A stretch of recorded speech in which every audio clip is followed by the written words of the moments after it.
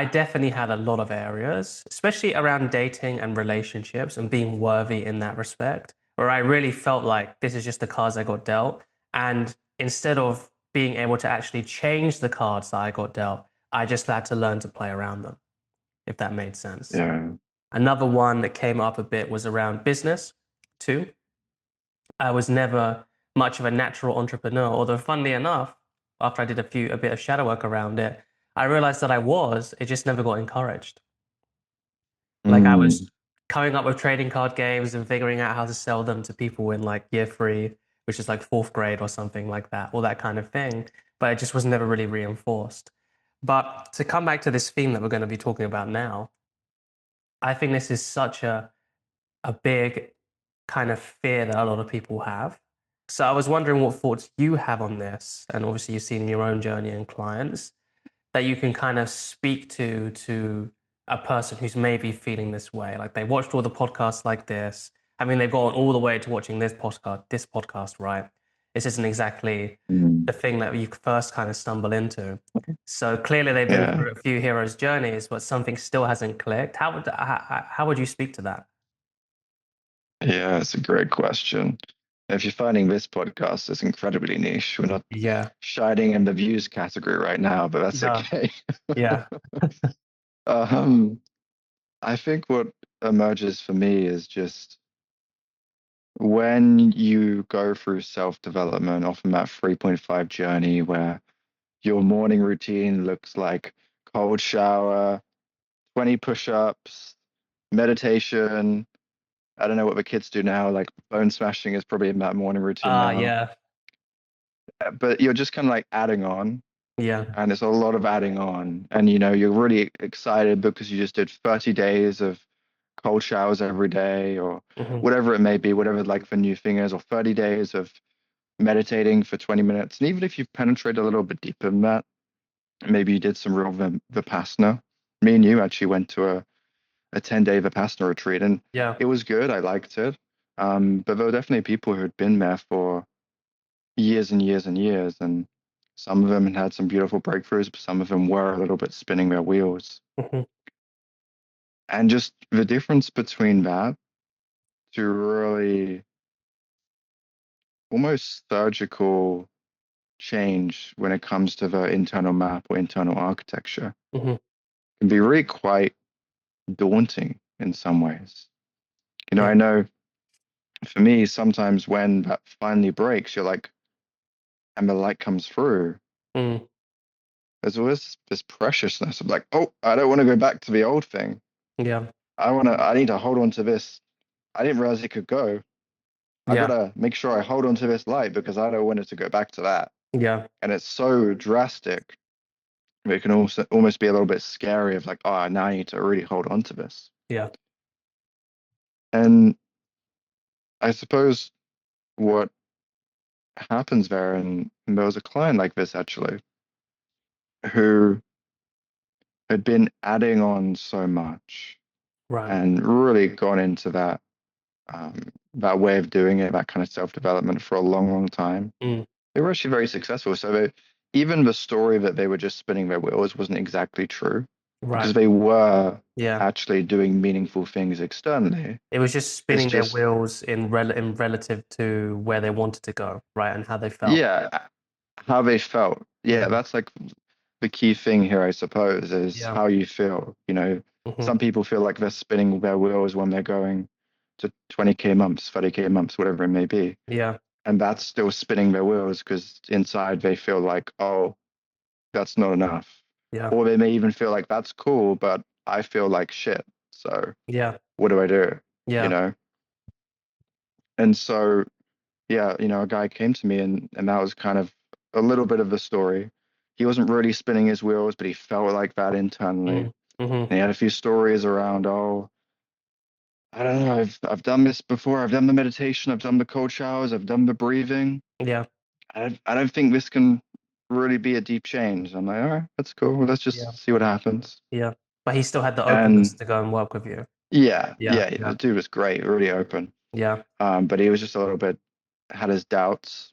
Yeah. Of course. And Fair enough. also because he had been experiencing something for like 10 years, right? Wow. This real deep, almost haze, Okay. right? Because he had a traumatic experience that led to this real haze Yeah. to where he just wasn't experiencing the same clarity.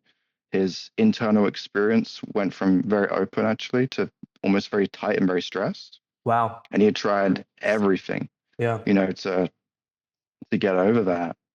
And what was great about him is he was super patient and super open because he didn't think it was going to work, but he was like, Mhm. if there's a chance, I'm going to do it anyway. Yeah. And because of that, he also didn't have so many expectations, which actually made him quite a good client because Mm. he wasn't trying to cling or really force it. He was just like, oh, let's see what happens Yeah. a little bit. But yeah, he did actually break through that thing that had been there for, a decade. And I suppose the difference was he had been working so much in, you and I know about this, Hmm. of being with the symptom, which is just the most common problem Yeah. of you're working with leaves, you're working with the anxiety on top, the haze on top. Hmm. But he hadn't gone that step deeper to Yeah. the actual process that created that, Yeah. you know. And it's I was so, actually thinking about this. Go on. if I was just going to say, it's so easy to feel like when you're getting deeper into the symptoms, you're actually getting deeper into the problem. That's what Yeah, leads to people yeah. feeling like they're spinning their wheels so much, right? Because they feel Mm, like, oh, I've been doing all this work, I've been doing all this stuff. When really the problem is, let's say, anxiety, or the problem is porn, the problem is procrastination, the problem is holding back in social situations, right? And then we just get deeper and we stay at that level of that problem. So if it's yeah. something like doom scrolling, right, which is what actually people of all ages struggle with. The more I talk, the more clients, I have a whole age range of people that I work with. Almost all of them, they spend too much time on social media, right? If you feel like you've been spinning your wheels with that and it feels like a massive piece of self-sabotage, then most likely it's because you're not going into the deeper layers of what that is. You're just staying at the problem, at the symptom level. Now, if that symptom is so overwhelming that you had that it takes up all of your energy and almost like your bandwidth, then there's certain things that we can do to alleviate the symptom stress, like be in a state of metta. Having state cultivation is really, really important there. There's a practice called the 6 R's, which we get directly from Theravadan Buddhism, the lineage of Dharma Sukha. Our teacher calls it the never mind game. There's certain things, there's so many things that we can do, like reframes, to make that better, but you have to push into the deeper level, right? And that's what was happening I mean, the whole reason we started this was because we were talking about what will be the best thing that we can talk about for episode 10. This is episode 10 right now. So I guess it's a celebration in some Damn, way, right? that's awesome. Super cool. So what can we do for this episode to really that seems like it affects so many people? And the reason we came to this is because that's the misconception that people come to me with, where they think, oh, I've done all Mm, of this, it's never going to work. If you do it that way, it is never going to work. Because even if let's say you fix the problem of doom scrolling, for example, because the underlying assumptions, the underlying core wound, the reasons, the causes and conditions that have led us to doom scroll have not been addressed, that will come out in a different way. Maybe it'll come out in a healthier way, excessively going to the gym, excessively clean eating, right? Excessively reading. Or it can come out in different ways. Instead of doom scrolling, we go and we watch Netflix, or we go and we play video games, or we go and engage in trying to do having risky sex or porn or whatever, mm. right? All that kind of stuff.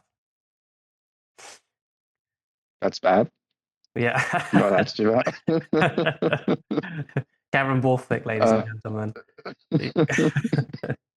but you know what emerges for me was just I've been thinking about this jungle canopy, Okay. and so often we're in that leaves area, right? We're like looking down and we just see the leaves. Like, have you ever Yeah. seen a jungle from the Mhm. top? Yeah. You just see like the tops of the trees. You can't see any lower than that.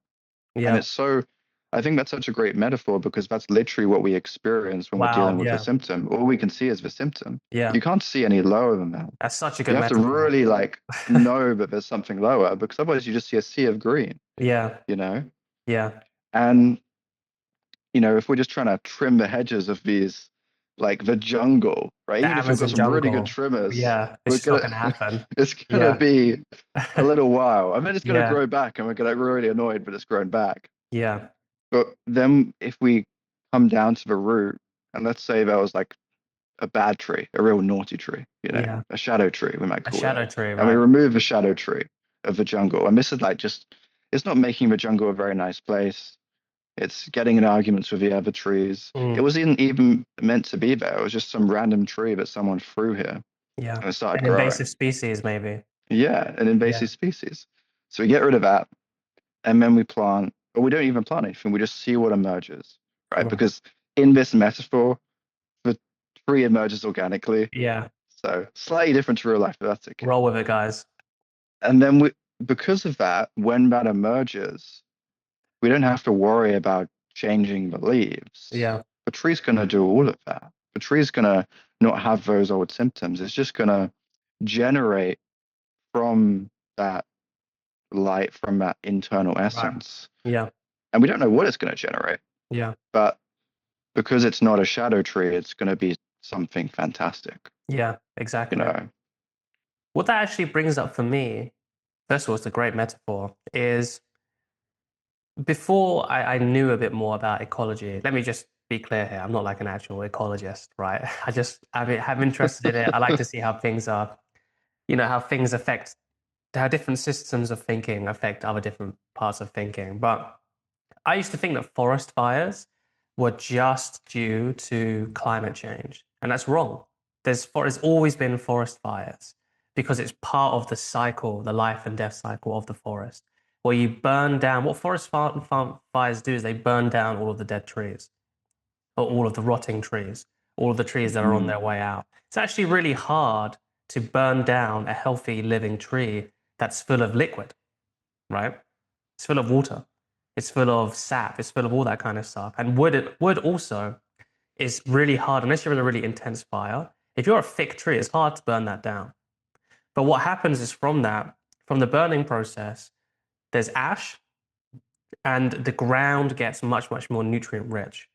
And from that, new trees can emerge, a new forest can emerge that's much richer, that's more alive, that's younger, right? A lot of the time, if we feel like, or if somebody feels like they've done everything and they're just spinning their wheels, they've done all the work and they still feel like the same person, it's because they haven't embraced that fire.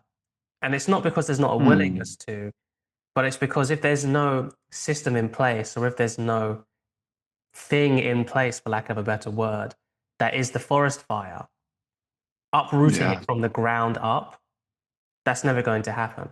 You'll just be trimming. And what getting to the deeper levels with shadow work, with unconscious belief rewiring, with all of that good stuff, some hypnotherapy thrown into, that is the forest fire, basically. It gets right to the core and the root, and it yeah, tackles the system as a whole through the root rather than just staying at the canopy level, you know? yeah, And it's because yeah, people don't have access to it. I mean, we didn't have access to it at the very beginning, right? So yeah. it's I just mean, hard to do that. I was on that cold shower train, Oh and I yeah. was on that And the morning processing runs. anxiety train. Yeah. The morning Yeah, runs. I was on the meditation, doing 2 hours a day. This is before we even met Sister Kama, just to right, yeah. numb myself out. So, like I realized what I was doing that, and I was playing video games all of the time, and also Mm, training jujitsu excessively. That's why I got so good because I was just doing that as a way. I was studying, and I didn't like studying. Like I really hated school even though I've got a bachelor's. I really didn't like that. I knew it was making me into debt. I didn't have a clear job trajectory. BJJ was my job trajectory, but that's a very flimsy, like if you're going to make your money through BJJ, I mean, good luck, bro. I just did it because I really liked it, you know? a I wild had, path. yeah, it's a wild path, right? You have to go through all of this stuff and you have a wild path as well. But all of that was just trying to numb myself, you know, Yeah, rather than allow that time period to shape what I needed. And that time period was the forest fire. That's the other thing. You can look at it in so many different ways because when you're going through like a tumultuous time, sometimes that's what's necessary in order for you to look at what's working or what's not working, you know? Yeah. Like for you as well, like all those crazy like waking up at 3 a.m. just to go work at the Ooh. local Tesco's. And for Oh, anyone tough day at the office. if anyone knows Cameron, he is not a morning person. He's the quintessential non-morning person, right? So that was a That tough is for period. sure. Then you had your first Yeah. business, which I believe was, what was your first Mm. business in again? It was That was dating dating relationships and as well. relationships. Yeah. That's right. Yeah. You know, having to, because you just Mm. paid, our kind of our friends now the biggest amount of money you've ever paid, right, to Oh anyone yeah, for to get that sure. Yeah. started. Mentor for me at the time. Yeah, That was exactly. a good load of fun. Yeah. Um, I guess that's the second dynamic. I wondered what made me bring this up. But the first one is actually having like the process and the mentor. Like if you guys find Cameron really interesting, then I can't recommend him enough as a mentor and his content, that kind of stuff. If you find the right content, then that's the first kind of forest fire. That's you using the forest fire, right? The second is realizing that sometimes it just happens, just external circumstances, which is that forest fire. And you can either rise to meet them or you can numb them. It's embrace them, almost like embracing chaos a little bit. It was an old principle that one of our mentors, Pierre de Souza, I'm still one of my biggest mentor, called it yeah. dancing with the feminine, right? Or dancing with Mm, chaos, that kind of stuff. I feel like a lot of people that come and work with me, what they're kind of surprised about is embracing that chaos a bit more. Because we can talk about all the yeah. frameworks and the systems and all that kind of stuff. But really, when something bad happens, great. Don't try and shy away from it. Embrace it and meet it. Feel all of that because that will show you very clearly what needs to be done. Yeah. Bless you. Thank you. And you know what emerges for me is just if we get a little bit more specific Yeah, around these metaphors, that's the word. yeah, And when we spoke about the canopy coming down to the roots, yeah. and if we just look at that experience of the client, for them, and this is why I wanted to bring it up because it's a fascinating one. The traumatic experience in their quotations, right, wasn't actually the thing that generated it in the first place, No, yeah. right? Nine And so times what out was of really 10. interesting, yeah. Yeah. Yeah. So what was really interesting is they had this um, decade of just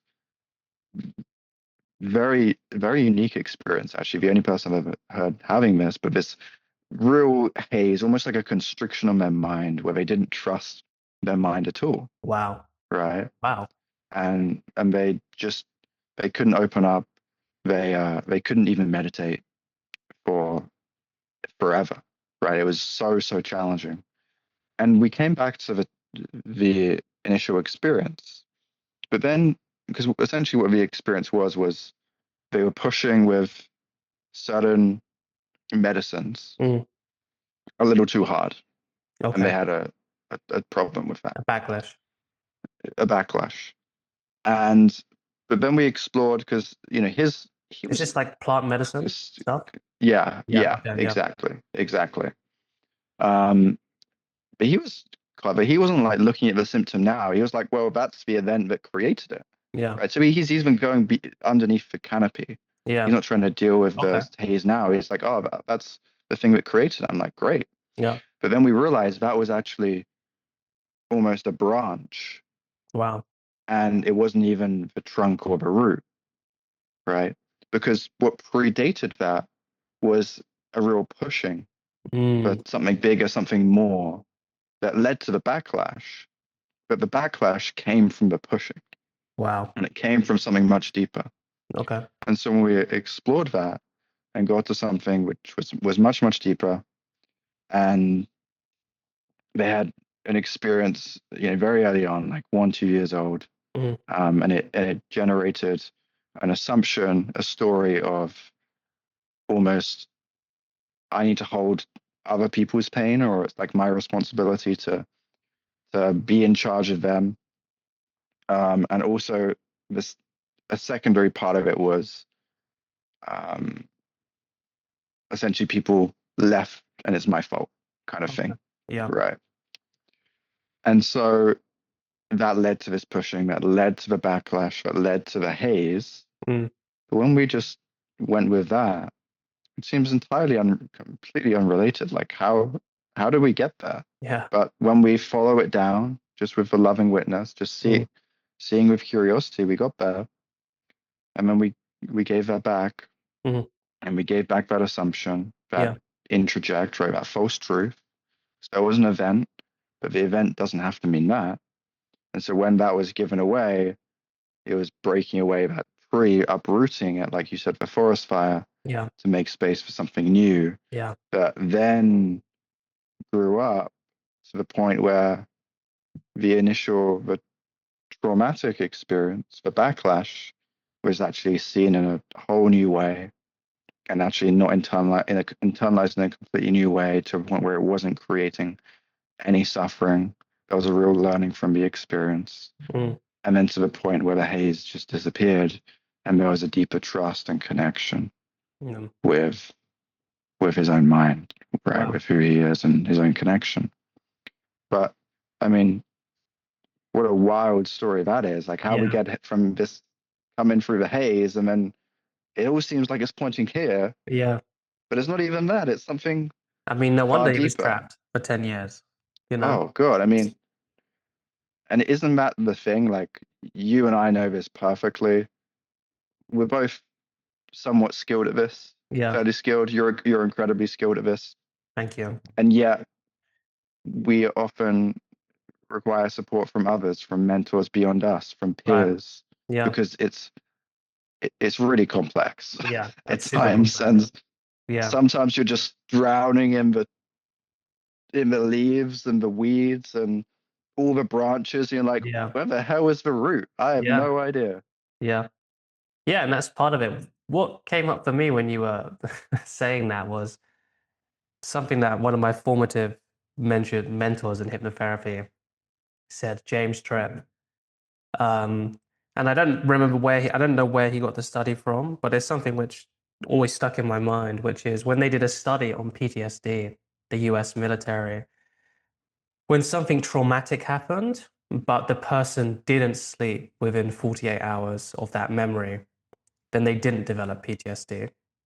But when they could go to sleep, or when it wasn't like they were being held awake, it's just like if they're on deployment, they couldn't sleep, right? And it was going through a tough time. And then for the people who did sleep within 48 hours, then they did develop some kind of PTSD.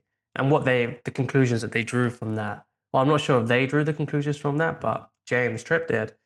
For those of you who don't know, he's like one of the best hypnotherapists in the UK. Is that it's the meaning making behind the event, not the event itself, which causes the trauma. And when we sleep, we encode that meaning making because it's just how we make sense of Mm, things, you know. There's also like a visual processing element too, where the mind doesn't want to switch off the visual, not the visual field, the visual organ, right? And it wants to just kind of cycle through stuff and make sure it's still working, right? But there's also the meaning and right. symbolic making too.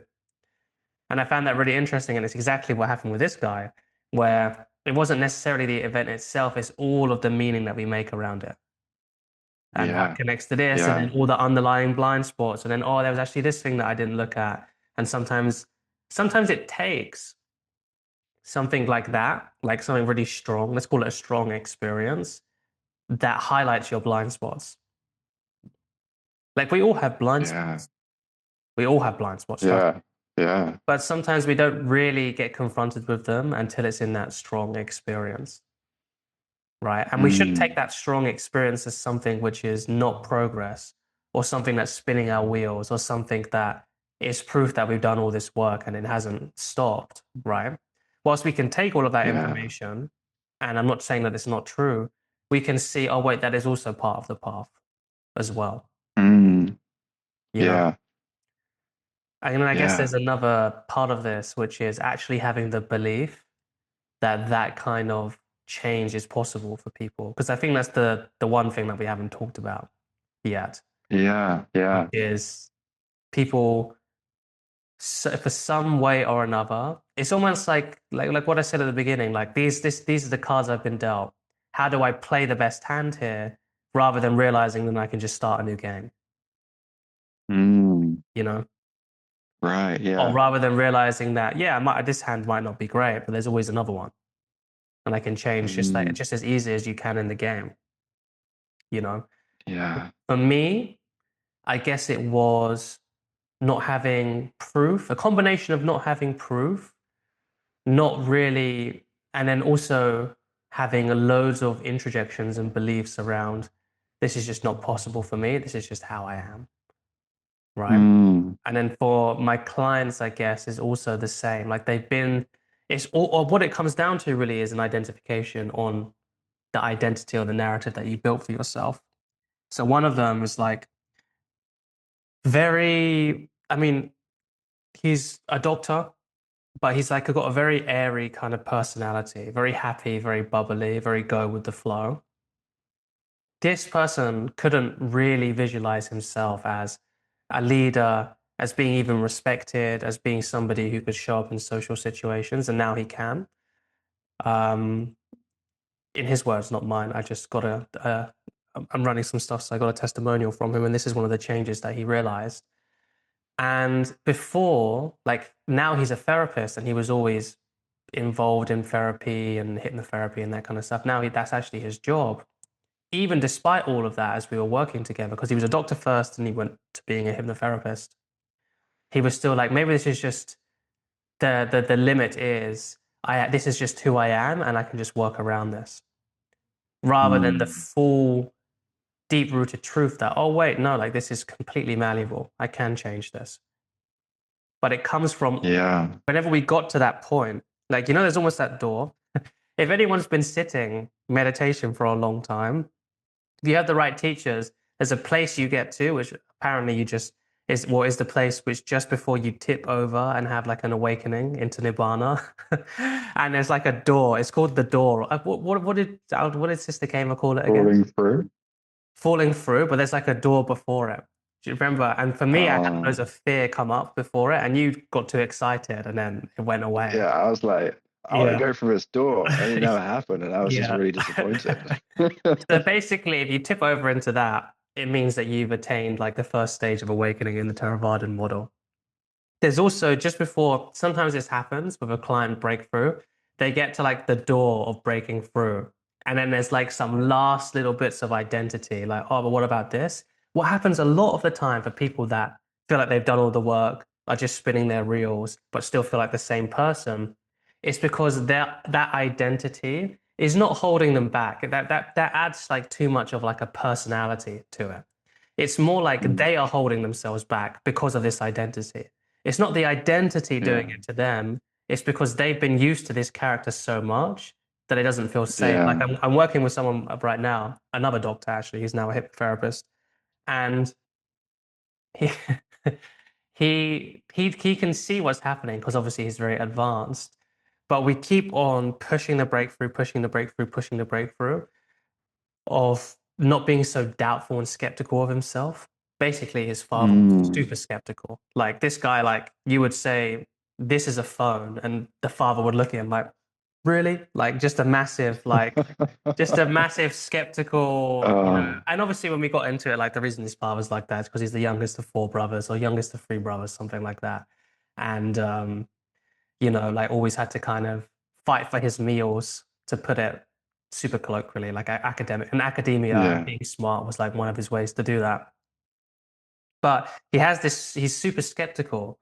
And every single session for the last 5 sessions, he's been able to let it go, or he's gotten to that point to let it go.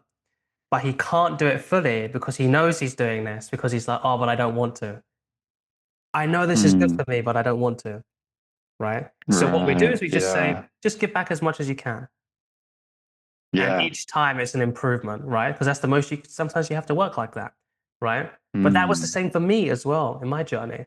Like the dating, like I almost fell in love with that idea of being a good looking loser or something. But if you're Right. one of those Yeah. people that we opened up with, then maybe this is something you could look at, right? But I'm sure you have a ton of Mm, examples as well from your own journey and things that are coming up for you. yeah. Well, I'm curious about your experience with the dating as well. Maybe we can explore that later. I'm sure it'll be fascinating. And a really great example of someone just being right there, but like, nope, I'm going this way. You know, the treasure's Oh, right oh my here. God. Oh Let me my jump God. back into the fire. That sounds more fun, you know? That is actually a great way to describe it. Let me jump back into the fire because it's more fun and intense. Yeah, Yeah. that definitely Yeah. sounds like me back in the day. Oh. And even on a subtle level, like I noticed, times where a kind of constructs, a meaning making in my mind will just be completely emptied out. I'll be like, oh, that is completely gone now. Hmm. Wow, that's really cool. But then I'll just go, all right, on to the next thing. Kind Yeah, of looking away from it, no yeah, celebration, no like deepening of that light of that something that for a good while was so challenging, but mm, now is just completely gone. yeah, And yet I would find myself, oh no, on to the next thing to reinforce this story of I'm stuck. I'm in the spinning the wheels. Even when I am progressing, I'm not giving it any time to recreate the story that I'm actually not stuck and I'm actually able to move through this work and I'm actually able to work through different constructs and break things down and really mm, liberate myself. I'm moving away to what more problems can I solve and fix? yeah, Because that's comfortable being yeah. in the fixing loop Being in the instead of grind. actually, being in the grind Yeah, instead of actually celebrating, I've done it, you know, and I yeah, can still keep doing it, but I've done it just yeah, at some level. yeah. And that was a big challenge for me of, How did that show up to you in like specific examples? yeah, I mean, I was just running this story of like, I haven't changed. I'm the same as last year. Yeah, And then kind of more mature part of me would be like, what are you talking about? yeah, Last year you had this problem, this problem, this problem. mm, Last year this was like the biggest deal in the world. And then this part's like, yeah, it doesn't really matter. Don't worry about that. Like yeah. that wasn't a big deal. Like this Doesn't is a fit my problem, narrative. right? We haven't even fixed the problem. Yeah, It's like, it didn't fit the narrative that yeah, there was change happening, that I was growing and maturing as a person. yeah, And in many ways, sometimes, we've been talking about people actually spinning their wheels, actually getting to the door and turning away. And there's a lot of richness to explore that even more. hmm, But sometimes we even run the story that we're spinning our wheels, even when we're not, yeah, even when we are making progress. yeah, You know, I, and in all domains, for me, it was more within this internal work. But I've seen clients who like objectively have been growing their businesses hmm, and they still live in a reality where they think that they haven't changed at all, they haven't grown at all. yeah, And they always find reasons for like that month, which was objectively, maybe twice as much as it was mm, last year, hmm. being, that's because of this, this, and this. That doesn't count. That Because it doesn't doesn't count. fit in their story. That Yeah, doesn't count because of X reason or Y reason, yeah, you know? yeah, yeah. And they just stay in that story So until we look at it, until we become aware of it. right, exactly. But for those people, let's maybe go back and talk about those people where it really does feel like they have been stuck spinning their wheels. Because I know you've worked with a few of those people, probably most likely. Well, not most likely, I Mm. know you have. What do you normally say to them, or what normally is the big breakthrough for them that happens, and why didn't it happen when they did other work, when they worked with other people, when maybe even saw a therapist or worked with some coaches or been watching all the podcasts? Like, what was the difference? Yeah. I mean, I suppose what arises me around that is, everything we spoke about getting down to that root that makes the biggest difference on a structural level. Yeah, But then there's also that emotional tone of certainty that we can embody sometimes. yeah, Kim calls it modeling. yeah, And one thing that I suppose has changed for me from more of the beginning of the business uh, as I've matured, Hmm. I'm sure it's the same for you, is sometimes we're able to carry that certainty that, of course, this will be fixed. No problem. Mm. Done it like, 20 different people, 100 different, thousands of sessions. I've seen this dissolve. There's no reason why it would be different for you. Yeah. And so almost carrying that certainty emotionally seems to help people Yeah. relax. Like they're not the driver anymore. Yeah. Like they're part of this process. We don't get involved of telling them what to believe or what even to do at points. But just carrying the certainty, the energy of it. Don't worry. Yeah. This is this is going to get fixed. We have the process. That's great. Yeah. But there have been moments when I've had the process, but I didn't have the certainty. Yeah. That's one of the And biggest things sometimes, for my mentors as well. When I work with mentors, is yeah, having that certainty. yeah. And when you don't have the certainty, you can fall into their frame of, oh, it doesn't work. It can't work. Yeah. We fall into their stories. And then when we get into that certainty, even when those parts are emerging, we can just have compassion and love for them. Hmm. It's all right. Yeah. We don't need you to go away, but also just right now, we can just hold you in compassion and love. Yeah. And we're just going to keep going through the process and finding the root. Yeah. Oh, and there's the root. And now we can let that be fully given back. Yeah. And we can step into the new light that's there. Yeah. That reminds me of someone I'm working with on this certainty point. And he's gone through a ton of different hero's journeys. It was working together. I had a couple of big breakthroughs. But one of the big things that we're working on now, he doesn't know it, but it's what I'm working on with him, because he has some other stuff that come up, right? Is developing that certainty in and of himself. Because right Yeah. now, a lot of the times, like he's super intelligent, he's done very well for himself, and he's starting on a new journey, being a founder in his business, right? And a lot of the time, I will say stuff like, this person needs to be working with you. Or when it comes to dating and relationships, it's like, just go for it, right? That kind of stuff. Mm, That is like the biggest needle mover, and having that certainty, but also having that certainty, like you said, in the process. Because we've been working together for a long time. He's great at internal work, but it's to do with me being there and being like, don't worry, we've seen this all before. This is going to get done, right? yeah. And Yeah. when I was at his stage, that was what I needed as well. Mm, Having that certainty. It's almost like imagine like all of the situations where you've had self-doubt. Imagine that was replaced with certainty instead. yeah. That's the difference that was what happened when I worked with mentors, or the good mentors, right? It's not all Mm, mentors, it's good mentors, yeah. right? It's like having that self-doubt just be internalized as certainty and then working together in such a way that you don't need your mentor to give you certainty. You just have it anyway, but it helps. Yeah. That's the other trick. You want to make sure that it's being developed yourself. Otherwise, you'll always be dependent on somebody else, basically. Yeah. One thing I get curious about is we spoke Mm. about that dating journey for you. Yeah. And while there was this turning away, there was also, it seemed, a lot of certainty that this will work out, right? Yeah, it was a very Despite strange thing. sometimes a fair amount of challenges. And I wonder, What was that like for you because you, watching on the outside?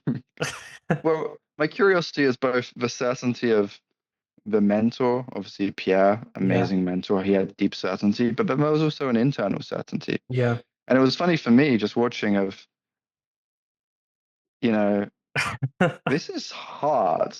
Like sometimes this is really hard to watch, Yeah. Yeah. you know? And Was yet those in more there like was, cold situations or more like warm social situations that you would have those thoughts? well, do you know what's interesting is because of your certainty, Mm. when we first met, I just assumed that you were really, really good and it was really natural for you. And then you kept telling me about it actually being a little bit challenging. And I was like, what? Yeah. I was almost confused. I was like, you seem super certain. Yeah. And yet there's seems to be emerging um, challenges on the path. Yeah. And so I was almost in a split ego of like, what is going on? Whereas you had a much more like soft certainty, which was much less volatile, right? So this You is know, like what I, were you gonna say? I was just say I feel like I had way less certainty in many ways. Like it seemed to Interesting. go a bit better, but I Yeah. felt until a lot later I had a lot less certainty. I was like, well, he has certainty. He must know what he's doing. Yeah, well, it's Like, confusing for me to look back on. Like it was almost like because I would go out and I would and I would have such an up and down reception to me, socializing, and it mm, would be really inconsistent, like super inconsistent. right, That's high actually what, highs, yeah, high you highs, low know. lows. I would either like walk in and I would like take over the place, or I would walk in, think I was taking over the place, but then not get not get invited back. Basically, which is always interesting to see looking back at it. But that's when to go back to mentors, it's really useful to have a mentor that's really been there. Because you could say a Mm, lot of things about Pierre. What you couldn't say about him is that he hadn't been through everything, right? yeah, That's why finding yeah, someone who has, I wouldn't say like a similar life journey to you, because it's not like the contents of the life, which is important, but making sure that they had been through the ringer in the things that you wanted to been through the ringer. mm, You don't actually want someone who yeah, had it easy, really easy, yeah, for you know? sure. Cameron, when it came to dating and relationships, was both really talented and he worked really hard. That's like the best case scenario, Mm, right? mm, But you want someone who's kind of been through that grind in all kind of ways. Like when it's come to our journey and how we got into this position to be mentors, like we got introduced to one of our big mentors and she got stage 4 cancer straight away and we had to take care of her, mm, right? And then we were going through feast and famine months in the original business we were coaching in. There were some months which were like 20K, some months which were literally 0K, right? So much yeah, uncertainty, all this kind of stuff. So literally the perfect environment to practice all of this stuff that we're preaching. We know this stuff works yeah, because if it didn't work, it would have been a very different story. And to come back to the dating and relationship stuff, I almost had like a lot of certainty that if I just did this at some point, like you can't just keep doing something and it not working unless you're really, really unlucky, you know? yeah. But at the same time, short term, but I did that at the expense of the short term, Mm, which is an interesting kind of mindset. I like just played for the long game, so much so that when there were opportunities to have some kind of success or breakthrough or in the short term, or just have something that was a bit more of a pleasant experience, I always would opt in for the harder path, subconsciously, right. right? So self-sabotage, because I think the framework that Pierre laid out, the path of most resistance, whatever's the most difficult and whatever's the most intimidating and whatever's the most boring was probably shouldn't was for me at that time not the principle that I oriented everything around because I already had so much of that in me to begin with. I probably needed a lot more Yeah, of the softer practices that we ingrained now. Um, does that answer your question? I'm not sure if I went off the yeah. rails there. Yeah. No, I love that.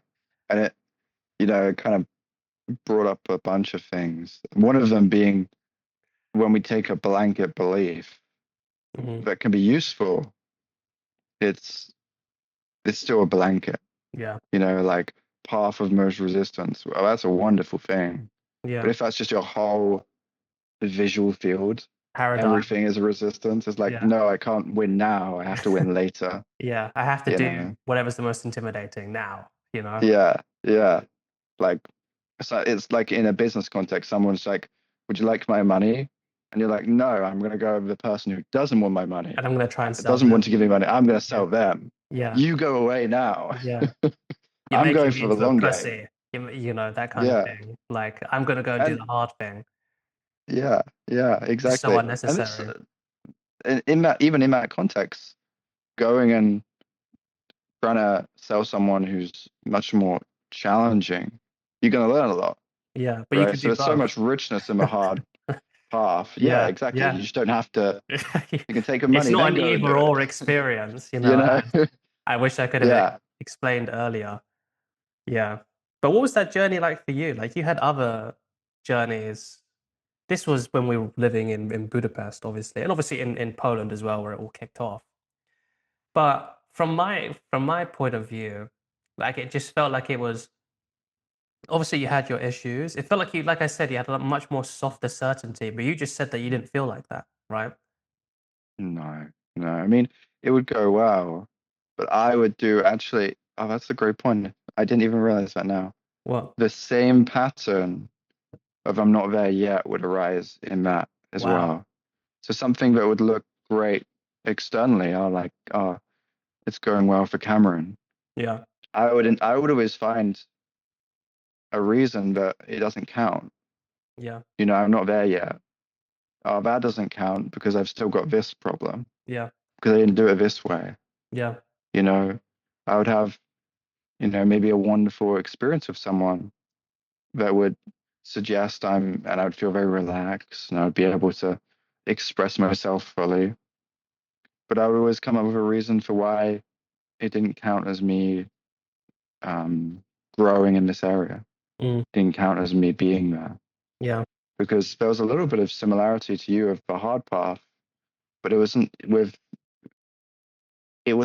in the actual content. It was like I can't be there mentally. I can't have certainty there mentally, Wow. you know, What do you mean by which that? is really interesting. Or Well, what did you mean by that? I would always look for the doubts. My mind would focus on the 10 things that, or the 5 things that didn't go well That is an instead of the 5 that absolute, did. that's an absolute intelligent, analytical, high performer type of blind spot right Yeah, there. Because you yeah, think you're yeah. being more honest. There's nothing about Mm, honesty, which means you have to be more negative. yeah, That's something that I yeah. had to realize as well. Like maybe that's UK conditioning. I don't know, but I definitely see it in a lot of kind of like the stereotypical like overachievers, like or people like the hard workers, high performers, I guess you could call them, or like the kind of guys that want to really be use their smartness and their intelligence. They all seem to have Mm, that, which is like, oh, in order for me to improve, I just focus on what went bad. When you don't have to yeah. do such a thing. You can be honest, yes, but you include the good and the bad. Would that be fair to say? Oh, for sure, for sure. And to not see the value in the good too. That was a challenge for me, still is sometimes, Wow, of okay. seeing the value and just being in the light and the celebration. Yeah. That's probably like the edge of the spear for me the last year or so. Of actually, we don't have to spend all the time in the weeds and the darkness, just uprooting things. Hmm. We can spend a lot of time in the light that's already here. You know, because what was happening was there was an internalization of that good stuff is kind of pointless. Like that's almost like gets me to neutral. This is what needs to be fixed. Mm, So why am I focusing on this? I wasn't seeing the value in it.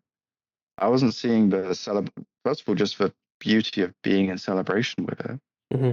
But secondly, that when I'm in celebration for it, it actually cements itself, it deepens, it grows, Yeah. it evolves to becoming, you know,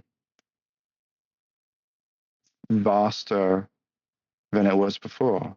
You could even say And it I makes it didn't more see, real, more realistic, yeah, right? oh, absolutely. That's the one of the biggest parts of this work now of just being in the light, Mm, celebrating, growing it. But that was a huge, huge challenge for a long time. And then you know, in the same way we talked about you turning away from it, it was a turning away from the light mm. and just being with what is left to fix, what is left to change.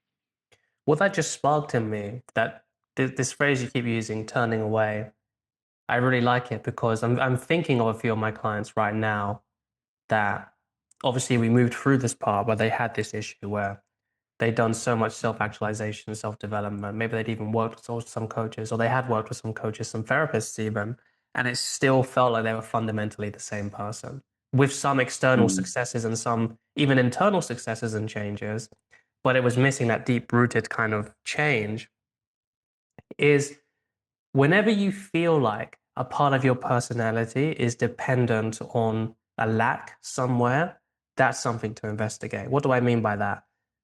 Good looking loser, to use my example. Oh, I'm good looking, but I have to be a Mm, loser, right? mm, This kind of thing. Or I'm just a smart analytical guy, but I can't feel anything. I'm a smart mm, analytical guy that doesn't get relationships. That's a classic one as well, right? Or I'm a overachiever, even. What do you mean overachieve? yeah, Like, yeah, that's who you are. Like, you achieve this. How can you overachieve what you're achieving right now?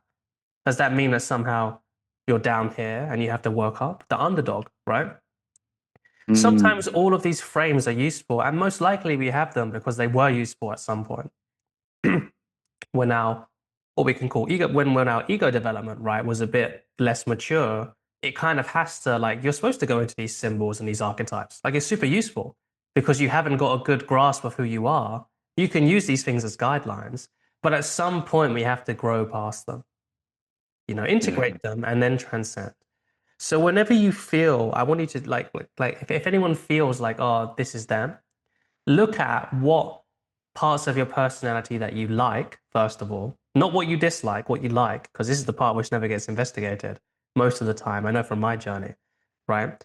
And then look at, are there any of these things that you like which add to you, whatever that means to you, that take away something else?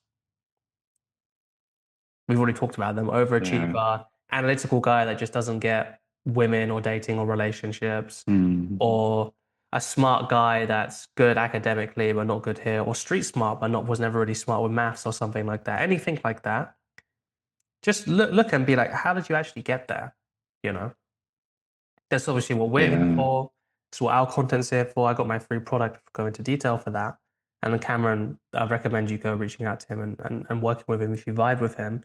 But that's one of the big key things is realizing that we don't have to have like this good thing about ourselves. And it doesn't have to have an equal opposite force or something that's bad or something that's holding us back, right? And it's yeah, usually these things which are the last ones to go. Like we said, like the people we work with have already been through a ton of people or a ton of systems, right? It's actually these things, the parts that we like, because we want to keep them and because we like them, that is the last things that are holding us back and changing. Things that we don't like are kind of relatively straightforward. Or I fundamentally believe that like I'm wrong.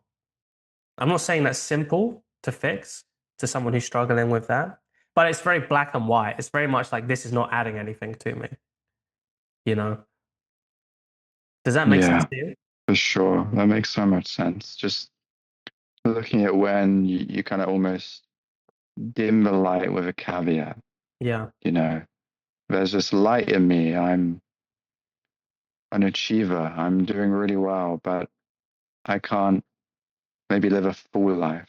I can't have Yeah. it all. I can't have deep love and relationship. I can't spend time with my family, or I can't have real peace in me. It has to just come at this expense. I think that's such a great thing to attune to and see Yeah. what it would be like just to liberate the light that's already there and just drop the stories, but it has to be without something else.